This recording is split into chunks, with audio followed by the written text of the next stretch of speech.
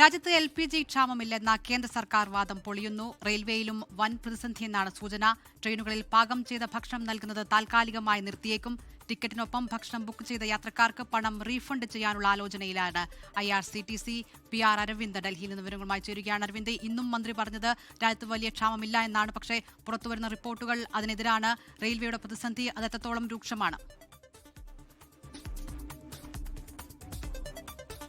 ഇതിൽ വലിയ ആശങ്കയുണ്ടാക്കുന്ന സാഹചര്യം തന്നെയാണ് രാജ്യത്ത് നിലനിൽക്കുന്നത്. നേരത്തെ പാചകവാതക പ്രതിസന്ധി അത് ഹോട്ടൽ മേഖലയായിരുന്നു അത് രൂക്ഷമായി ബാധിച്ചത്. കർണാടകയിലും തമിഴ്നാട്ടിലും ബംഗാളിലും അടക്കം വലിയ രീതിയിലുള്ള പ്രതിസന്ധിയിലേക്ക് ഹോട്ടൽ ഉടമകൾ പോയിരുന്നു. പല ഹോട്ടലുകളും അടച്ചുപൂട്ടേണ്ട സാഹചര്യം വരെ എത്തിയിരുന്നു. പക്ഷേ റെയിൽവേയിലേക്ക് കൂടി ഈ പ്രതിസന്ധി എത്തുന്നു എന്നതാണ് ഏറ്റവും പുതിയ വിവരമെന്ന് പറയുന്നത്. റെയിൽവേയിൽ ഇത്തരത്തിലുള്ള ചില നിർദ്ദേശങ്ങൾ ഇപ്പോൾ IRCTC പുറപ്പെടുവിക്കാൻ പോവുകയാണ്. ട്രെയിനുകളിൽ ഭക്ഷണ വിതരണം അത് നിലച്ചേക്കുമെന്നതാണ് ഇപ്പോൾ IRCTC വ്യക്തമാക്കുന്നത്. അതായത് റെയിൽവേയിൽ പാകം ചെയ്യുന്ന ഭക്ഷണങ്ങൾ അത് താൽക്കാലികമായി നിർത്താനാണ് ഇപ്പോൾ റെയിൽവേ ആലോചിക്കുന്നത്. ഇതുകൂടാതെ തന്നെ നേരത്തെ ഈ ട്രെയിൻ ടിക്കറ്റ് ബുക്ക് ചെയ്യുമ്പോൾ ഭക്ഷണങ്ങൾ അതിനൊപ്പം തന്നെ ബുക്ക് ചെയ്യാനുള്ള അവസരം ഉണ്ടായിരുന്നു. അങ്ങനെ ബുക്ക് ചെയ്ത യാത്രക്കാർക്ക് ഈ റീഫണ്ട് നൽകാനുള്ള ആലോചന കൂടി നടക്കുന്നുവെന്നപ്പോൾ IRCTC വ്യക്തമാക്കുന്നുണ്ട്. കേന്ദ്ര സർക്കാർ കഴിഞ്ഞ ദിവസങ്ങൾ അടക്കം വ്യക്തമാക്കിയത് രാജ്യത്ത് ആവശ്യത്തിനായിട്ടുള്ള ഇന്ധനമുണ്ട്, LPGയുടെ സ്റ്റോക്ക് ഉണ്ടെന്നെല്ലാം കേന്ദ്ര സർക്കാർ അവകാശവാദം ഉന്നയിച്ചിരുന്നു. പക്ഷേ വിവിധ മേഖലകളിൽ വലിയ രീതിയിലുള്ള പ്രതിസന്ധിയിലേക്കാണ് കാര്യങ്ങൾ പോകുന്നത്. കഴിഞ്ഞ ദിവസം തന്നെ national restaurants association of India വിവിധ തരത്തിലുള്ള മുന്നറിയിപ്പുകൾ നൽകിയിരുന്നു. പലയിടങ്ങളിലും വലിയ രീതിയിലുള്ള പ്രതിസന്ധിയിലേക്കാണ് കാര്യങ്ങൾ പൊയ്ക്കൊണ്ടിരിക്കുന്നത്. ഡൽഹി ഹൈക്കോടതിയിലും അതുപോലെ തന്നെ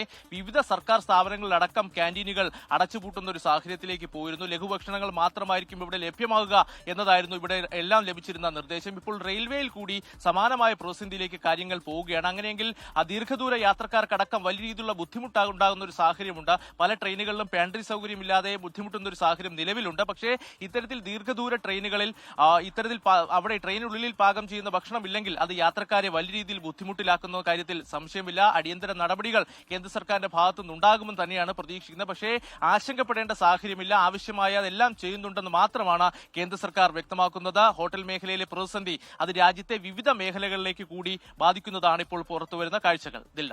ലോകത്തെവിടെയായാലും ഏത് സമയത്തും 24 വാർത്തകളും ഓഗ്മെന്റഡ് റിയാലിറ്റി പാക്കേജുകളും എക്സ്പ്ലെയിനറുകളും വിശദമായി കാണാൻ ഞങ്ങളുടെ YouTube ചാനൽ നിങ്ങൾക്ക് സബ്സ്ക്രൈബ് ചെയ്യാം.